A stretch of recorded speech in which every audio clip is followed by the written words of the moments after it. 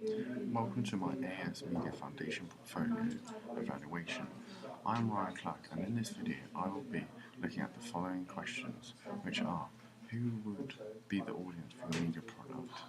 In what way does your media product use, develop or challenge forms and conventions of real media products? How do you attract/address your audience?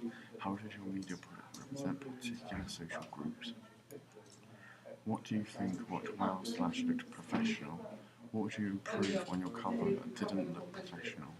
What kind of media institution might distribute your product and why? What have you learned about technologies from the process of constructing this product? Looking back at your prelim task, what do you feel you have learned in the progression from it to your full product? For my Media Foundation portfolio, I chose to make a pop magazine cover page, contents and double page spread. The first question I'll be covering is: who would be the audience for a media product? Well, to start off, as my media product is a pop magazine, this means the main gender that my magazine will appeal to is females aged around 11 to 16 of white ethnic origin. This puts them in the social grade of C1 to D. The target audience is normally white British. The primary target audience is mainly females aged 11 to 16. However, there is a second audience which is gay men. Throughout the process, I have been using SurveyMonkey as a means to ask my target audience what I need to involve to make my magazine visually appealing to my target audience. I also found from SurveyMonkey that my target audience wants a magazine to be visually appealing. This also links to Bloom and Kant's use and gratification theory, which simply states that an audience actively seeks out media. They are typically seeking it in order to gratify a need, and I think my magazine does gratify a need.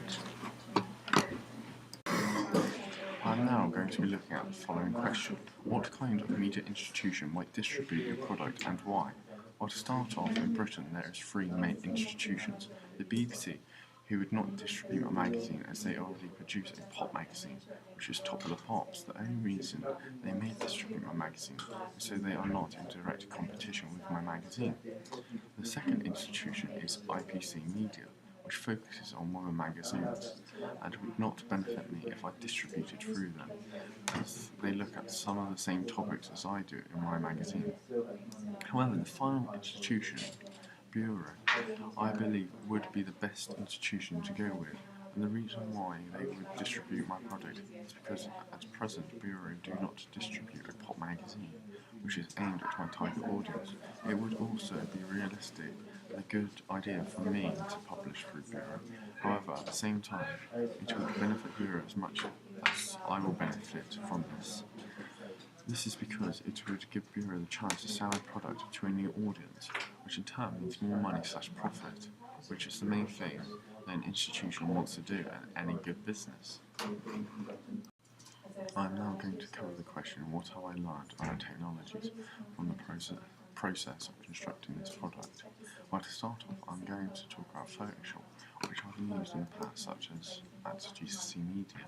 However, I have learned more about Photoshop because of this process. The first tool I have really only just found out about because of doing this course is the healing tool, which I never used before. However, throughout the process of making my pop magazine, I used it to hide any spots of facial features that you would not see on a pop magazine. This is because when you look at magazines, people on the cover are stereotyped perfect because they don't have anything like spots. And to appeal to my target audience, I need to follow this convention, because if not, my magazine will not appeal to my target audience. Another tool I used to get my image up to the standard you would find in a pop magazine is a sharpen tool, which I used to just make my images that little bit brighter. Some of my images were a little dark, so by using the tool, it allowed me to get my images to the standard you would find in a pop magazine, or as close as possible. Cutting out is my pet hate when it comes to images in Photoshop. However, I always used the rubber in GCSE and other tools like that, which never really looked professional. However, I have now started using the lasso tool and slide tool to cut out my images. giving a more professional cut to the end image.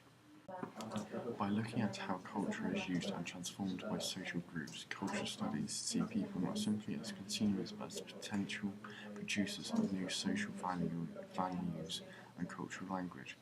Toby Miller, 2006. New media such as Facebook, MySpace, Twitter, Blogger, ET is a classic example of consumers becoming producers.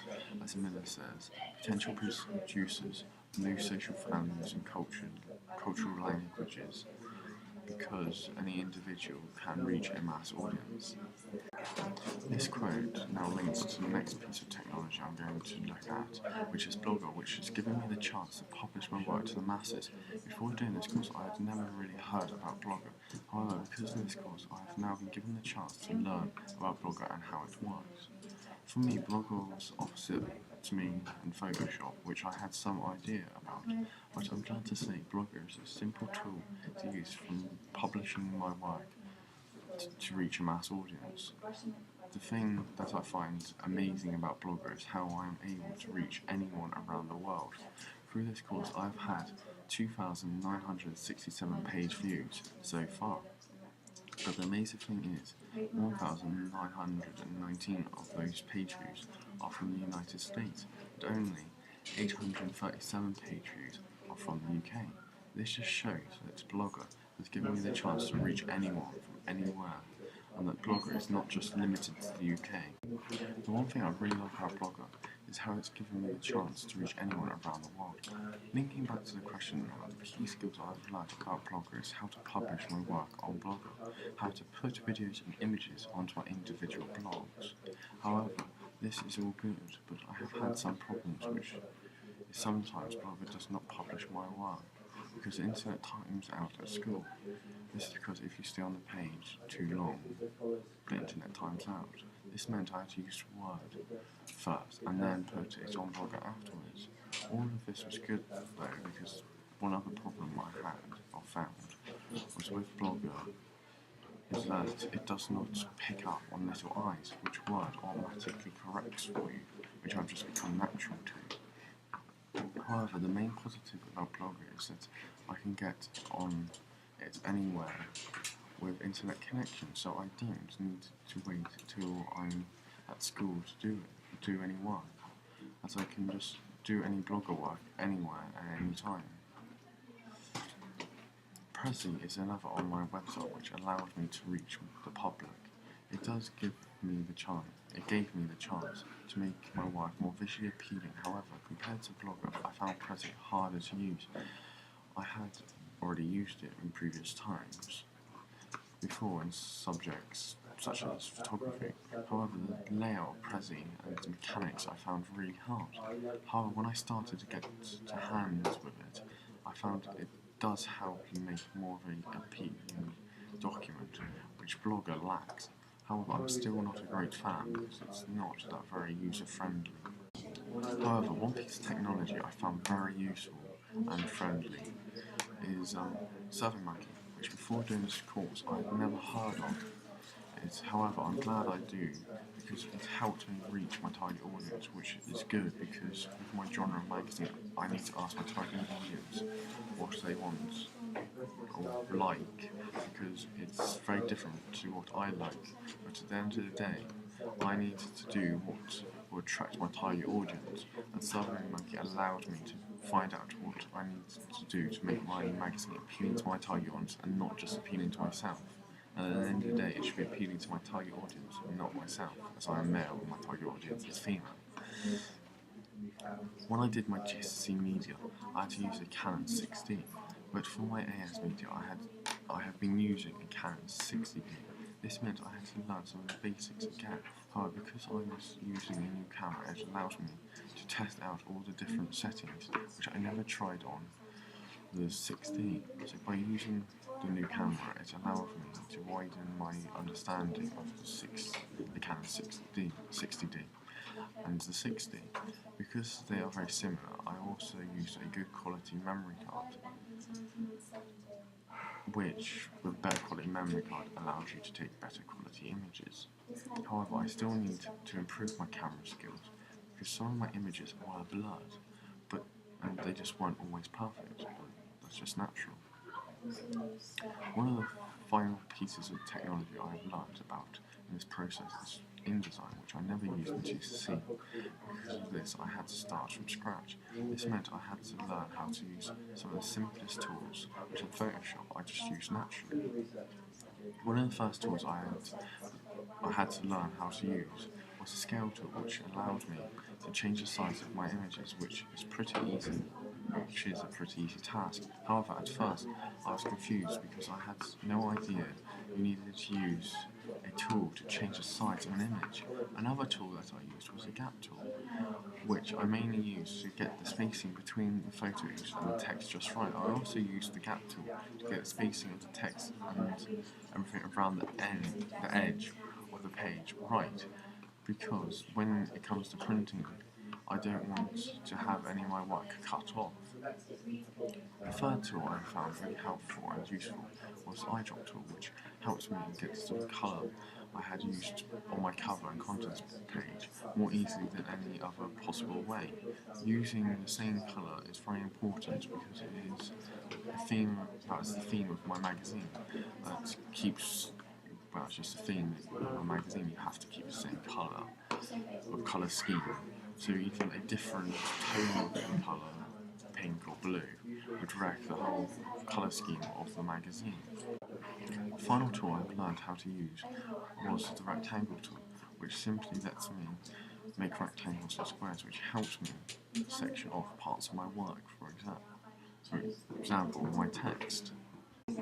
After all the practical work, I had also had to learn how to use a Canon 5D. I had to learn how to use it to film this evaluation. Through doing this evaluation, I have learned how to use YouTube and iMovie to edit and publish my evaluation. However, before even publishing my evaluation on YouTube, I had to set up a blue screen and also I needed to set up a tripod and lighting equipment. Once I finished filming my evaluation, I would need to import my movie into iMovie and do the following: delete any unwanted scenes, add text, how to add images through the blue screen, and most importantly, upload it to YouTube. However, I will still need to learn how to do this, as the last time I used iMovie was, well, in year 9. Since then, it's changed a lot. Now moving on to YouTube, which I've only used for watching videos and not publishing my own movies. So the whole process of uploading my video/movie clip or evaluation is new for me. In conclusion, I've learned a lot from InDesign to YouTube, and when you look back over the last 10 years, I'm very lucky as technology such as cameras have become more affordable to the public. However, the development of technology also helps, as even without spending money, I can now reach a mass audience. If that's through Blogger or YouTube, because of this course, I'm a lot better at Photoshop, and I also believe I have learned some new skills which I can continue onto A2. I'm now going to address the following questions together.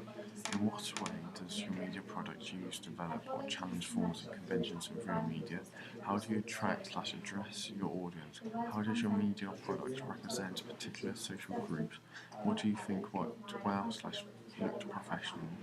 What would you improve on your cover that didn't look professional? The reason I am looking at these 5 questions together is because they all link to each other. And for this reason, I don't want to repeat myself, so I'm answering the questions together. Bentley, in 1997, said, "The creative process is the rearranging of the old to create new." For this reason, before even starting my cover contents or double page spread, I had a look at some of the well-known pop magazines such as We Love Pop, Top of the Pop, and Billboard.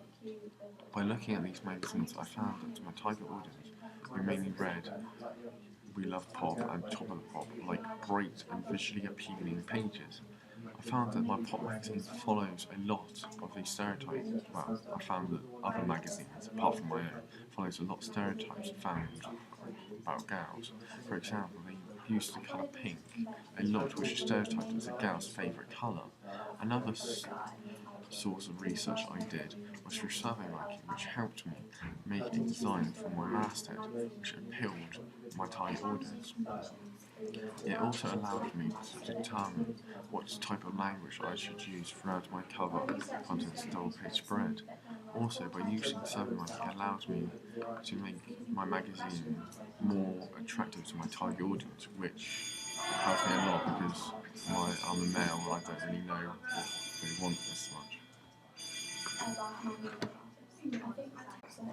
I used SurveyMonkey a lot while making my pop magazine, as I wanted it all to be appealing to my target audience. I first asked my target audience what they would like on my masthead to look like out of several options. However, before doing this process, I had to look at Top of the Pops, We Love Pop, Billboard masthead to see what common conventions there are. I then used conventions in my own work. This links back to Bentley, who said in 1997, the creative process is a rearranging of the art to create new. When looking at already existing magazines, I had to look at the size of the masthead on the cover, which is about 1/3 of the page. I also had to look at where the masthead is placed, which was always at the top of the cover page. The typography was a key part to my making my masthead, so I chose, along with my target audience, to use an old mobile text to make it relate more to my word social. I also used a smiley face in an O in pop to bring in a modern texting style. When making my masthead, I tried to make it as relevant to my magazine and my target audience as possible. I did this through using the word social, which relates to my female target audience, which are stereotyped as being very social, such as speaking and using their mobiles, and using social media sites like Facebook and Twitter a lot. I also used the word pop, which follows conventions, as 2 out of 3 main pop magazines I looked at use the word pop in their masthead.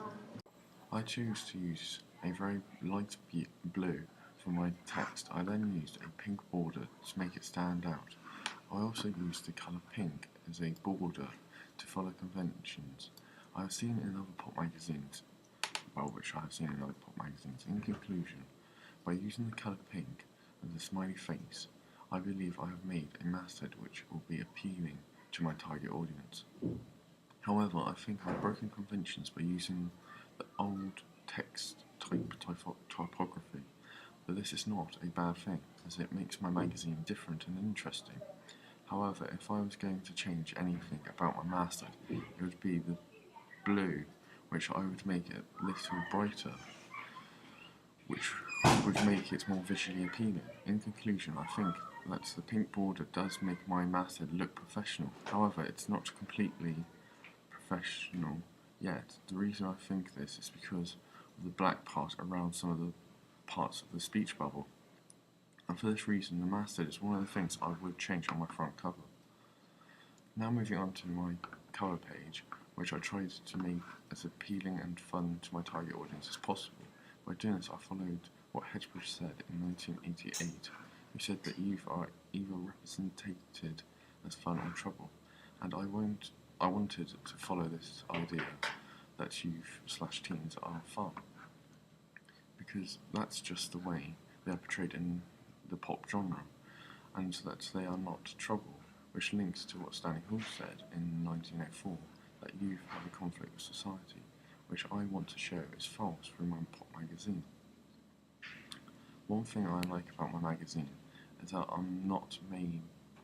haven't made a very fully pink based cover, because this sort of breaks conventions though, because when researching magazines, they focus a lot on using pink. This makes I think this makes other magazines look more like soap magazines than pop magazines.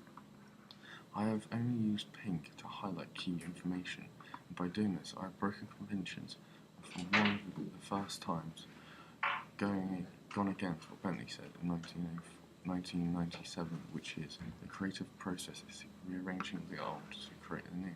However, I believe I have in some ways followed this, as I have still used pink, however, just to pick out key information. I may have broken the convention, but it has just made my magazine more of a pop magazine and makes my magazine a little different to Top of the Pops and We Love Pop, whose colour palette is almost identical. I also found that pop magazines are very chaotic on the page. However, for my magazine, I did not want this. I wanted a pop magazine which solely gave my audience a clean, easy to read pop magazine with all the latest fashion, celeb news, and most importantly, what is happening in the pop world.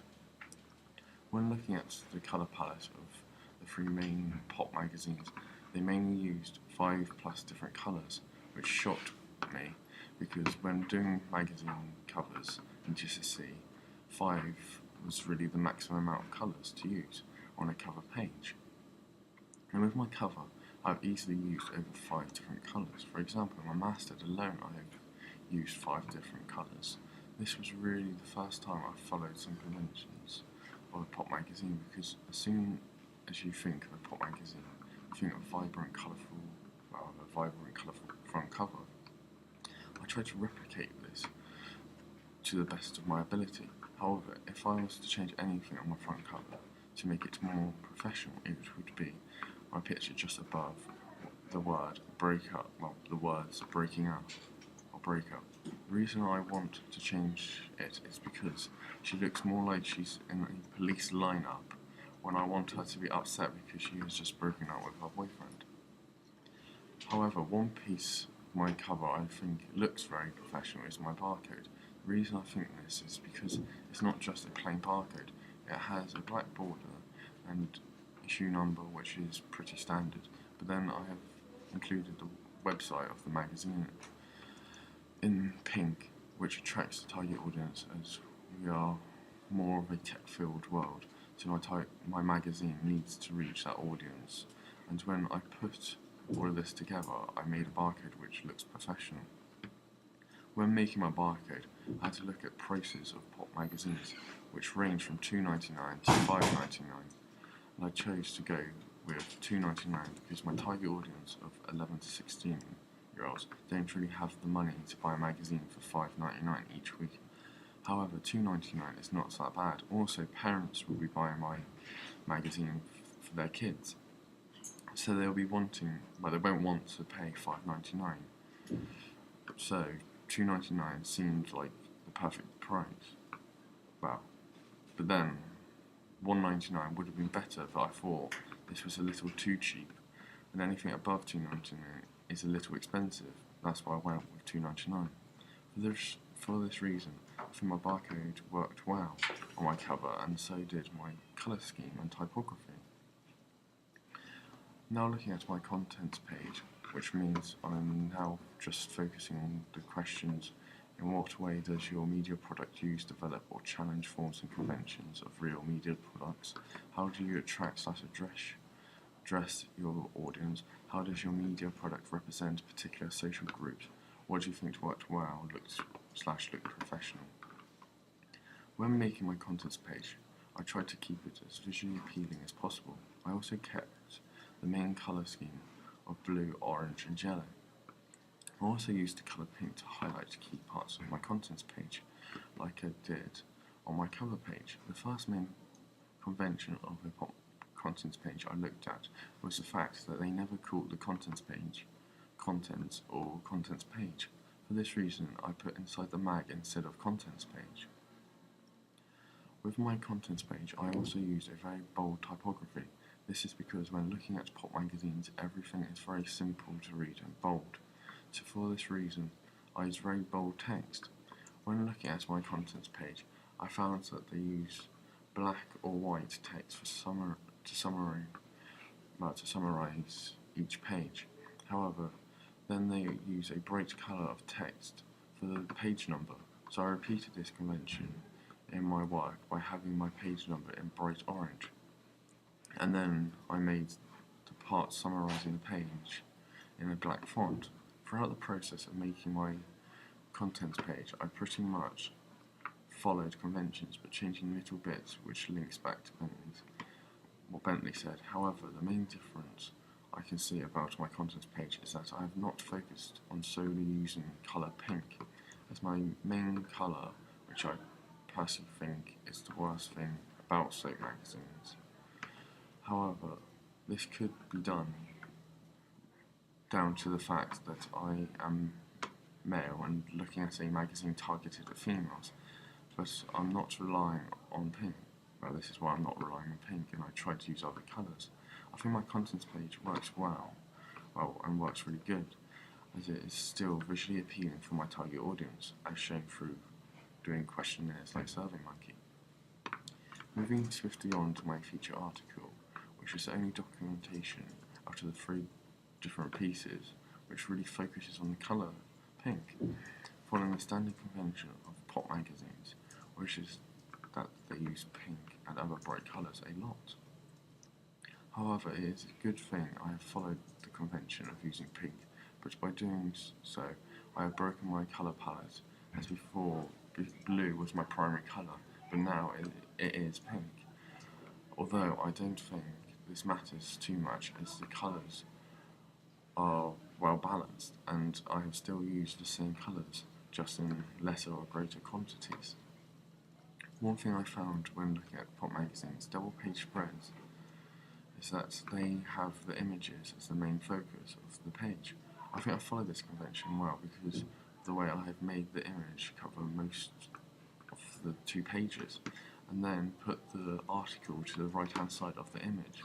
One other thing I like about my feature article is how I've put each member of Silky Cool's name next to themselves and another answer to one of the questions. I think this works really good because it just breaks the article up for the reader a little bit. However, if I was to change anything, I would add another Q&A under the last question, because there is a little bit of a gap from the last question and the end of the box. Or I could just make the box smaller. I'm now going to focus on the question, looking back at your prelim task, what do you feel you have learned in the progression from it to a full product? In reflection, when I look back at my prelim task, it looks pretty rubbish, and I'm glad I have been able to learn a lot since then. To start off, my prelim front cover is pretty awful, and I can only think of bad things such as my cutting out, which is still has green parts from the green screen left. However, I have improved my cutting out skills, as it was shown through my double page spread. When I started the prelim task, I thought you always needed a nice colourful background, but looking back at this is one of the things I hate most, because I've now learned that simply using a white background is just as visually appealing as any other coloured background. Yes, it's white, which is pretty boring, however it doesn't take away from the rest of the magazine, like it has on my prelim cover page.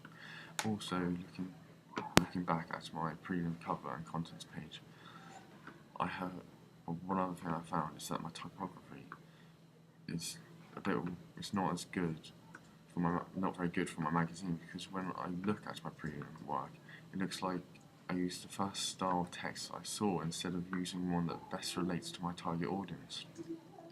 The final thing I have learnt is very simply is the colour palette, which on my prelim task is awful because I used blue for my masthead, and then I then used other colours which don't really fit with the colour blue, such as using red and blue, which just sort of contrast with each other. However, looking back at my masthead, I think this is something I have learned, which is to take the time to make a masthead, because my prelim, it just looks like it's been drawn by hand and drawn by a kid. This would have worked well if I was doing a magazine for a kid, but the thing is, at the end of the day, it was a magazine for a college magazine, and it just doesn't work for that audience or that magazine. However, even looking back at my pop magazine, I still know I have a lot to learn, but I hope when I carry on to A2, I'll be able to improve my skills even more.